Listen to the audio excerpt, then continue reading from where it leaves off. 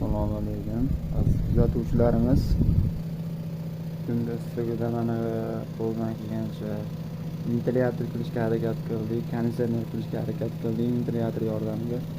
Hop, bu qanday ishlaydi desanglar, mana bu pompa nasos. Mana muz solingan idishda shuni keladida. Ventilyator atrofida aylantirib o'rnatganmiz shu shlankalarni.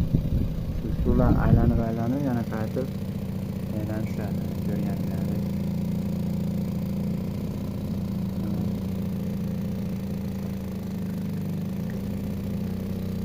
Suv muzdek bo'ladi, shu harorati. Muzdek suvni yavash aylantiradi. Natijada aylangan muzdek suvda mana shlankalar muzlaydi. Kameraga yaxshi ko'rinmayapti, lekin bu shlankalar parlangan. Qo'lni qilganda bilinadi. Parlanib ancha muz havo haydab beradi natijada. Qo'ldan kelgancha qildik. Oluvchilar bo'lsa tavsiya qilaman, juda yaxshi ish bergan. Ko'ringlar qiziqqanlar bo'lsa.